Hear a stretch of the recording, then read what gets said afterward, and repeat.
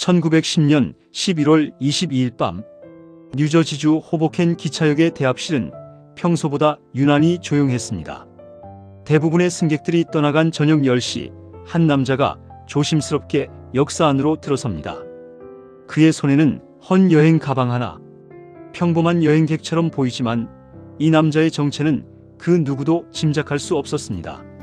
그의 이름은 넬슨 올드리치. 미국 상원재정위원회 위원장이자 록펠러 가문과 혼인으로 연결된 미국 최고 권력층의 핵심 인물입니다.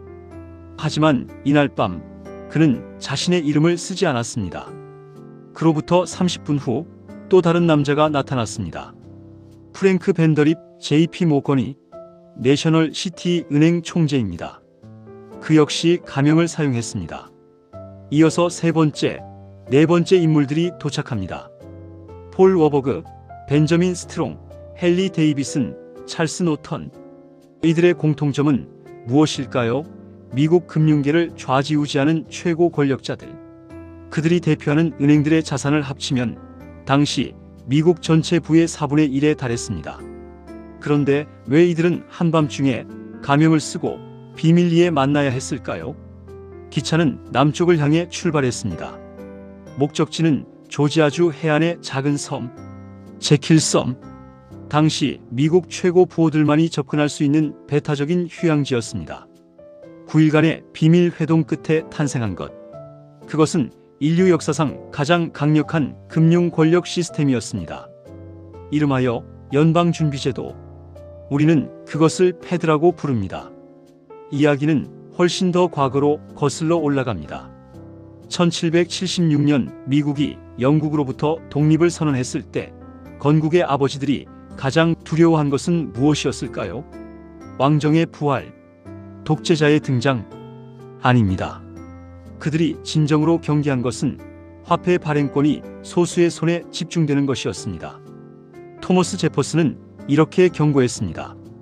은행기관이 상비군보다 우리의 자유에 더 위험하다.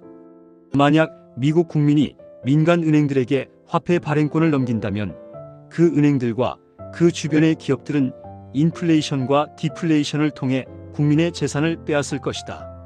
1791년 알렉산더 해밀턴의 주도로 미국 최초의 중앙은행인 제1합중국은행이 설립됩니다. 하지만 20년 후인 1811년 의회는 그 특허를 갱신하지 않았습니다. 왜일까요? 당시 많은 의원들이 이 은행의 최대 주주가 누구인지 알고 있었습니다. 유럽의 금융가들, 특히 로스차일드 가문의 자본이 상당 부분 투입되어 있었다는 증거들이 제시되었습니다. 미국의 화폐 발행권이 대서양 건너 유럽 은행가들의 손에 넘어가고 있다는 의심이 확산되었던 것입니다. 1828년 앤드류 잭슨이 대통령에 당선됩니다. 그의 선거 공약은 단 하나였습니다. 은행을 죽이겠다. 당시 재등장한 제2합중국은행의 총재 니콜라스 비들은 미국에서 가장 강력한 사람으로 불렸습니다. 대통령보다 더 큰 권력을 쥔 남자. 그는 신용을 조이고 풀 수 있는 능력으로 정치인들을 좌지우지했습니다. 잭슨 대통령은 이렇게 선언합니다. 여러분은 악마들의 소굴이자 도둑들의 소굴입니다. 나는 여러분을 몰아낼 것이며 영원하신 하나님께 맹세하건대 나는 여러분을 몰아낼 것입니다. 1833년 잭슨은 모든 연방 예금을 중앙은행에서 인출하기 시작했습니다. 은행가들의 반격은 즉각적이었습니다. 대출을 중단하고 신용을 얼려버렸습니다. 경제가 요동쳤습니다. 하지만 잭슨은 물러서지 않았습니다. 1836년 제2합중국은행의 특허는 만료됩니다. 중앙은행은 사라졌습니다. 잭슨은 죽기 직전 자신의 가장 큰 업적이 무엇이냐는 질문에 이렇게 답했습니다. 나는 은행을 죽였다. 실제로 그의 묘비에는 이렇게 새겨져 있습니다. I killed the bank.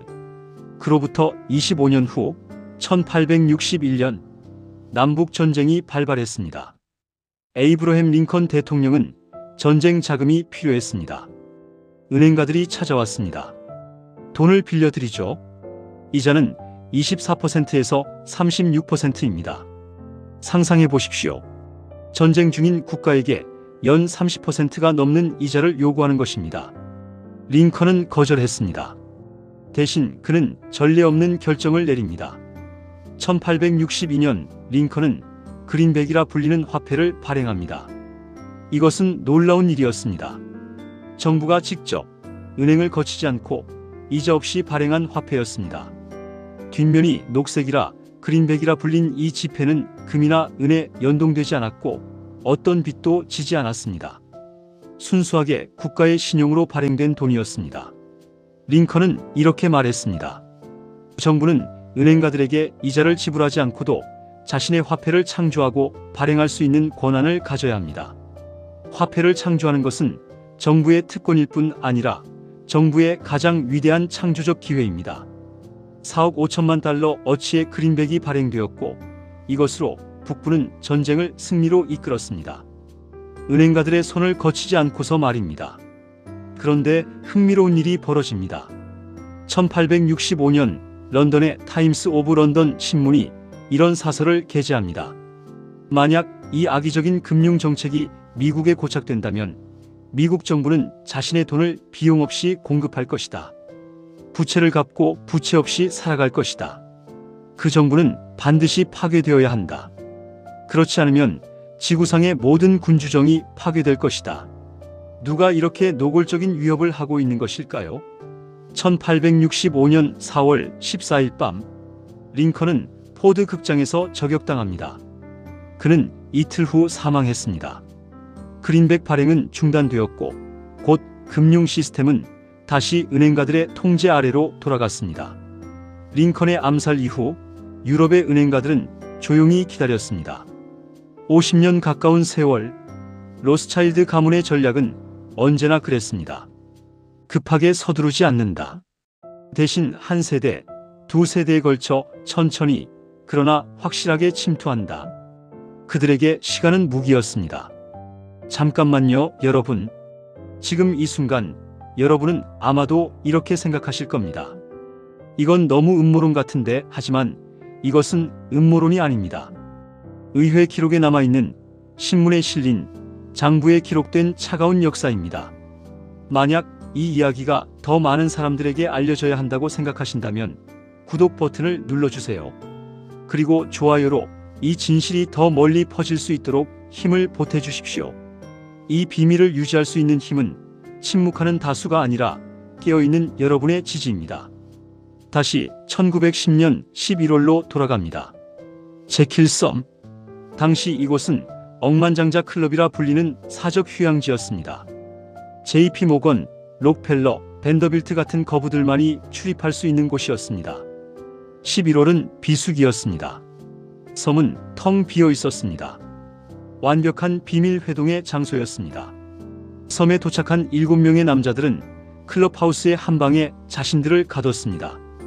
하인들마저 접근할 수 없었습니다. 그들은 서로를 이름이 아닌 퍼스트 네임으로만 불렀습니다. 혹시 모를 도청에 대비해서였습니다. 테이블 위에는 두툼한 서류 더미들, 유럽 중앙은행들의 운영 방식, 영란은행, 독일 제국은행, 프랑스 은행, 그리고 이 모든 은행들의 배후에 있다고 알려진 로스차일드 가문의 금융기법들. 첫날 밤 그들은 서로를 응시했습니다. 침묵이 흘렀습니다. 넬슨 올드리치가 먼저 입을 열었습니다. 우리가 지금 하려는 일이 반역인가요? 아니면 구국인가요? 폴 워버그가 차분하게 답했습니다. 상원의원님, 이것은 생존의 문제입니다. 1907년 패닉을 기억하십니까? 은행들이 쓰러지고 사람들이 거리로 몰려 나왔습니다. 안정이 필요합니다. 통제가 필요합니다. 통제. 헨리 데이비슨이 중얼거렸습니다. 그것이 바로 문제 아닙니까? 미국인들은 통제를 싫어합니다. 특히 돈의 통제는요. 워버그는 미소 지었습니다. 그래서 우리는 그들에게 통제받지 않는다고 말할 겁니다. 그들에게 자유를 준다고 말할 겁니다. 그러면서 실제로는 우리가 모든 것을 통제한다. 프랭크 벤더립이 문장을 완성했습니다. 9일 동안 그들은 설계했습니다. 워버그가 주도했습니다. 그는 독일에서 온 남자였습니다. 유럽 금융 시스템의 심장부에서 일했던 사람. 그의 형 막스 워버그는 여전히 유럽에서 로스차일드 가문의 핵심 조력자로 활동하고 있었습니다. 워버그는 심리학을 이해하고 있었습니다.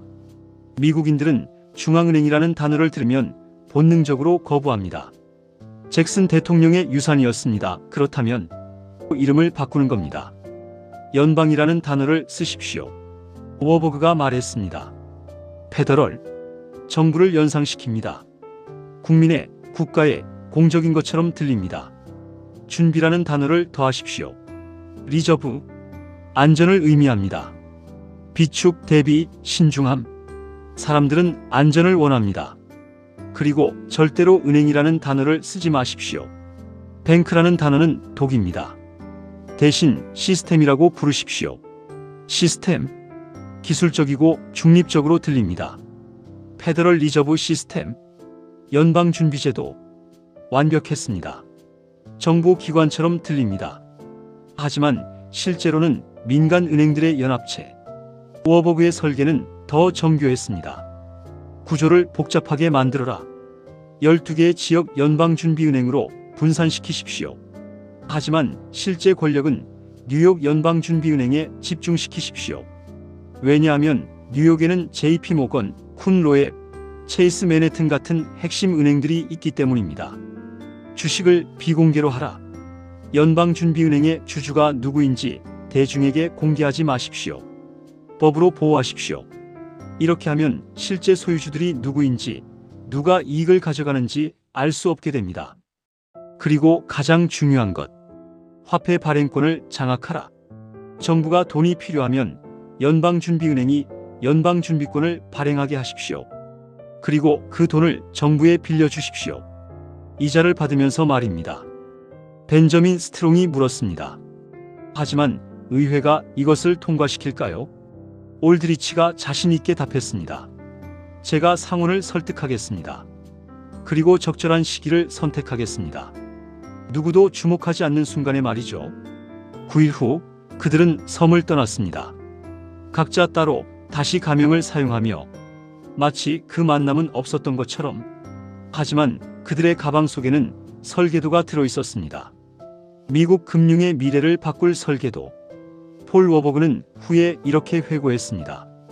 제킬섬에서 우리가 만든 것은 아마도 세계 역사상 가장 중요한 금융 입법의 초안이었을 것이다. 맞습니다.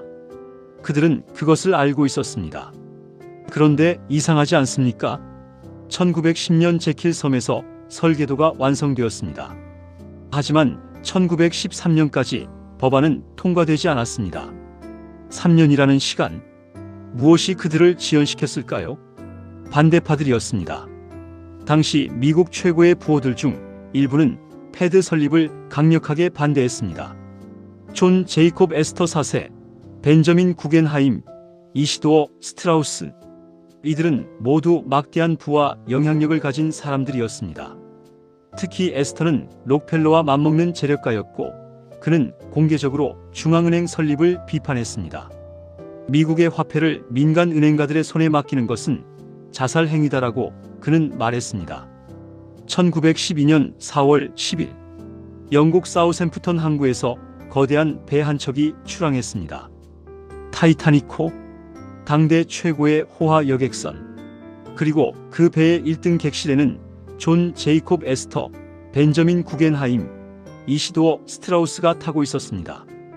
1912년 4월 15일 새벽 타이타닉호는 빙산과 충돌해 침몰했습니다. 에스터, 구겐하임, 스트라우스 모두 사망했습니다. 이것은 단순한 우연일까요? 확인된 사실은 아닙니다. 하지만 기록의 우연치고는 너무나 절묘합니다. 패드 설립의 가장 강력한 반대자들이 모두 한 배에 타고 있었고 그 배가 침몰했습니다. 그리고 그로부터 1년 8개월 후 연방준비법이 통과됩니다. 타이타닉의 소유주는 JP 모건이었습니다. 제킬섬 회동의 핵심 인물. 흥미롭게도 모건은 원래 타이타닉호 처녀 항해에 탑승할 예정이었습니다. 하지만 출항 직전 갑자기 취소했습니다. 이건 역시 우연일까요? 여러분께 판단을 맡기겠습니다. 다만 한 가지는 확실합니다. 1912년 4월 이후 패드 설립을 막을 수 있는 강력한 목소리들은 사라졌습니다. 1912년 미국 대통령 선거가 치러집니다. 공교롭게도 이 선거에는 3명의 후보가 나왔습니다. 현직 대통령 태프트, 전 대통령 시어도어 루스벨트, 그리고 우드로 윌슨. 표가 분산되었습니다. 윌슨이 당선됩니다. 윌슨의 선거 자금을 댄 사람들이 누구였을까요? 바로 월스트리트의 은행가들이었습니다. 특히 쿤 로앱 은행과 JP모건 은행이 주요 후원자였습니다. 윌슨의 최측근 고문은 에드워드 만델 하우스 대령이었습니다. 흥미롭게도 하우스 대령은 유럽 금융가들과 깊은 관계를 맺고 있었고 로스차일드 가문의 이해관계를 대변한다는 의혹이 끊이지 않았습니다. 1913년 12월 연방준비법 법안이 의회에 제출됩니다. 하지만 반대가 거셌습니다. 많은 의원들이 이것이 중앙은행의 부활이라는 것을 알고 있었습니다. 찰스 린드버그 의원은 의회 연단에서 이렇게 외쳤습니다. 이 법은 지구상 최악의 입법적 범죄를 확립할 것입니다. 통화법이 통과되면 보이지 않는 정부가 합법화될 것입니다. 사람들은 당장은 모를 것입니다. 하지만 몇 년 안에 그들은 깨닫게 될 것입니다. 하지만 법안은 통과되어야 했습니다. 은행가들에게는 시간이 없었습니다. 그들은 기회를 노렸습니다. 1913년 12월 23일 크리스마스 이틀 전입니다. 많은 의원들이 고향으로 돌아간 상태였습니다. 의회는 텅텅 비어 있었습니다. 정족수는 겨우 채워졌습니다. 그런데 왜 하필 크리스마스 이브 전날이었을까요? 이것도 우연일까요? 아닙니다. 이것은 계산이었습니다. 사람들의 관심이 가장 분산된 순간, 가족과 함께할 준비를 하고 선물을 고르고 휴가를 떠날 계획을 세우는 시기, 신문들도 크리스마스 특집 기사로 가득했습니다. 그날 밤 급히 소집된 의회에서 연방준비법이 표결에 붙여집니다. 찬성 298표, 반대 60표.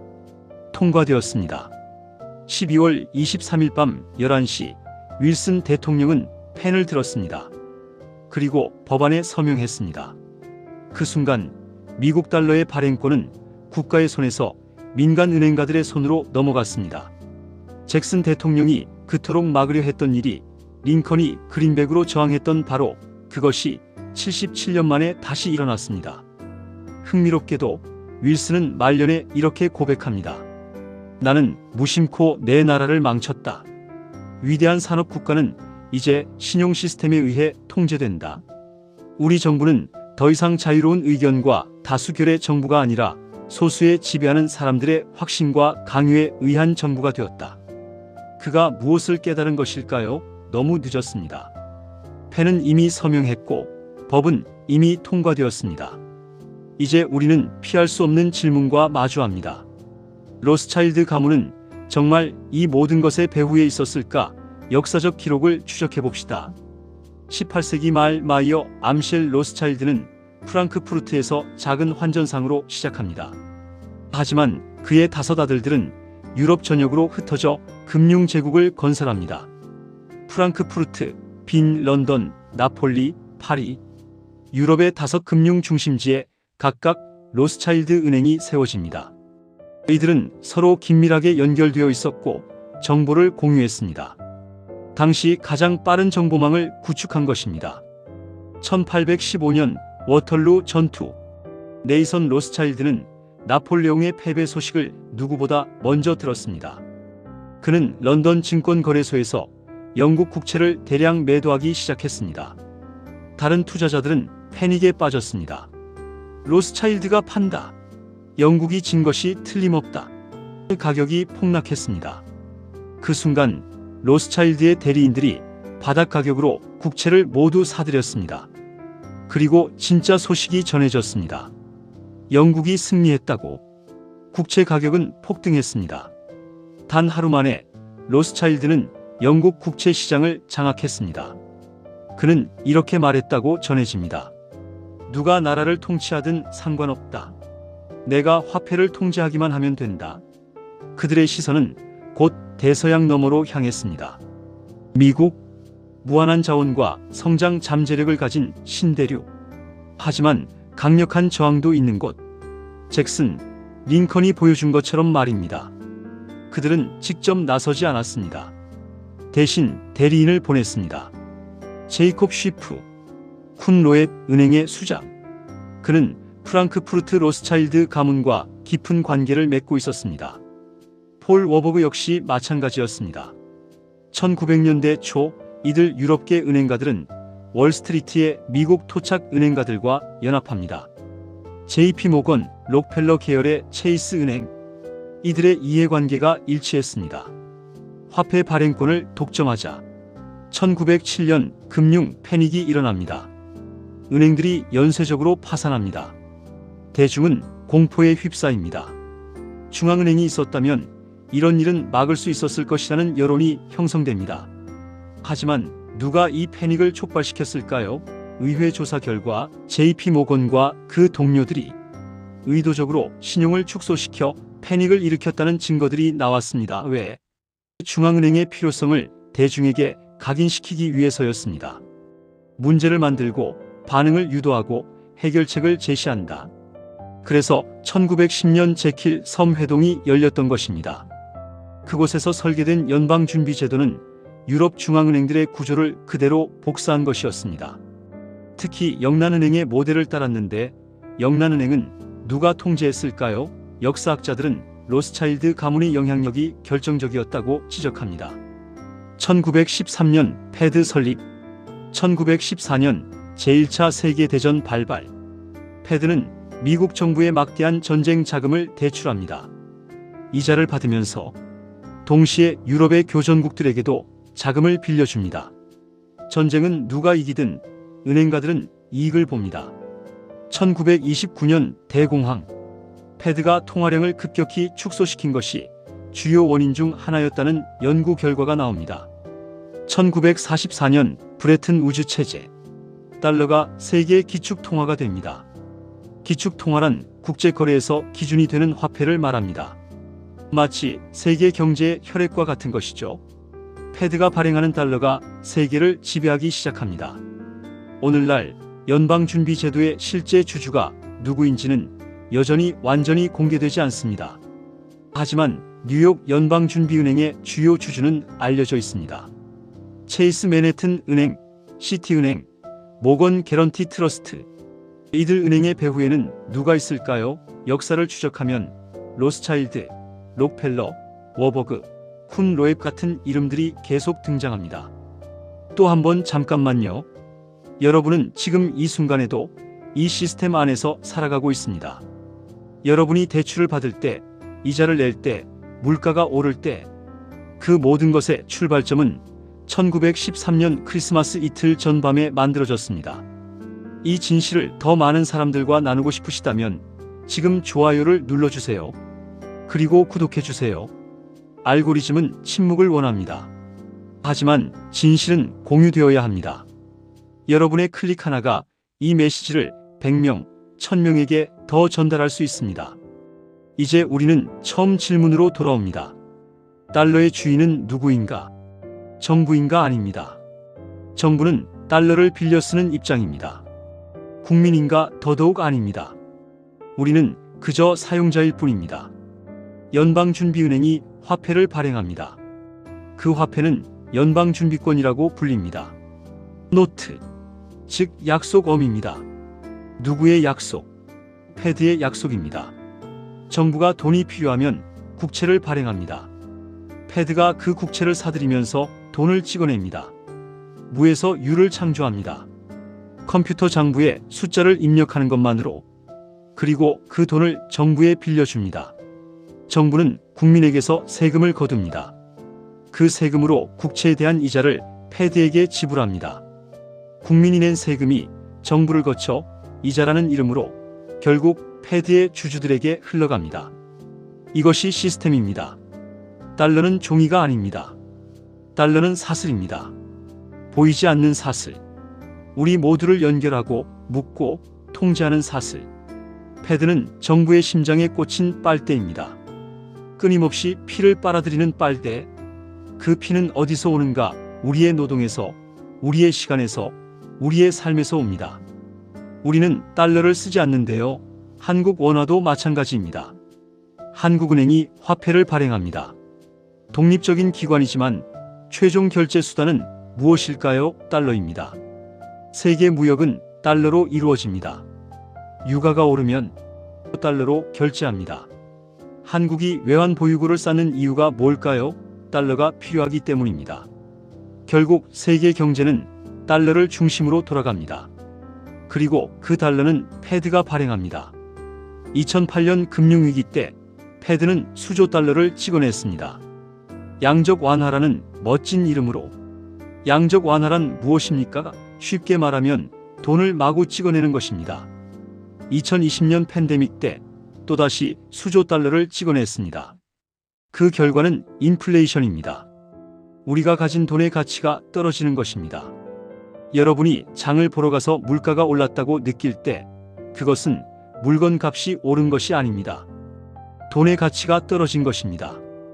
여러분 지갑 속에 10,000원짜리가 조용히 소리 없이 쪼그라들고 있는 것입니다. 인플레이션은 보이지 않는 세금입니다. 의회의 승인도 필요 없고 국민의 동의도 필요 없는 세금. 패드가 돈을 찍어낼 때마다 여러분의 저축에서, 여러분의 월급에서, 여러분의 미래에서 가치를 빼앗아갑니다. 로스차일드의 장부에는 이렇게 기록되어 있을 것입니다. 자산, 미국 정부의 채무, 가치, 무한대 담보, 미국 국민의 노동. 이것이 1913년부터 작동하고 있는 시스템입니다. 왜 패드가 돈을 너무 많이 찍어냈기 때문입니다. 왜 패드는 돈을 많이 찍어낼까요? 정부가 빚을 많이 지기 때문입니다. 왜 정부는 빚을 많이 질까요? 자기 돈을 직접 만들 수 없기 때문입니다. 모든 것은 1913년 크리스마스 이틀 전 밤으로 거슬러 올라갑니다. 제킬섬의 9일. 7명의 남자가 만든 설계도. 로스차일드의 장부가 대서양을 건너온 순간 링컨은 이렇게 말했습니다. 화폐를 발행하는 권력이야말로 정부의 최고 특권이다. 하지만 미국 정부는 그 특권을 포기했습니다. 아니, 빼앗겼습니다. 여러분에게 묻습니다. 누가 돈을 만드는가? 누가 돈을 통제하는가? 누가 세상을 지배하는가? 이것은 과거의 이야기가 아닙니다. 지금 이 순간에도 계속되고 있는 현실입니다. 여러분 지갑 속의 돈, 그것은 누구의 것입니까? 여러분은 그저 그것을 사용할 권리를 가진 것뿐입니다. 소유주는 따로 있습니다. 다음 편에서 우리는 더 깊은 곳으로 들어갑니다. 1914년 제1차 세계대전이 발발합니다. 그런데 이상한 일이 벌어집니다. 전쟁의 양측, 연합국과 동맹국 모두 같은 은행가들에게서 돈을 빌립니다. 로스차일드와 록펠러. 전쟁은 누가 이기든 은행가들은 이익을 봅니다. 1944년 브레튼 우즈. 세계 정상들이 모여 새로운 금융 질서를 만듭니다. 금이 아니라 달러가 세계의 기준이 됩니다. 어떻게 왜? 1971년 닉슨 쇼크. 달러와 금의 연결이 끊어집니다. 이제 달러는 아무것도 담보하지 않습니다. 그저 패드의 약속만 담보합니다. 그리고 그 순간부터 석유가 등장합니다. 페트로달러. 석유를 사려면 반드시 달러가 필요하게 만든 거대한 거래. 로스차일드와 록펠러의 연합. 금융과 석유의 결합. 그리고 그것이 어떻게 오늘날 세계를 지배하고 있는가. EP22에서 모든 것이 연결됩니다. 구독하셔서 놓치지 마십시오. 진실은 계속됩니다. 기록관의 비밀 노트. 오늘 편은 여기까지입니다. 역사는 승자가 쓴다고 하지만 장부는 거짓말을 하지 않습니다. 다음에 또 만나겠습니다.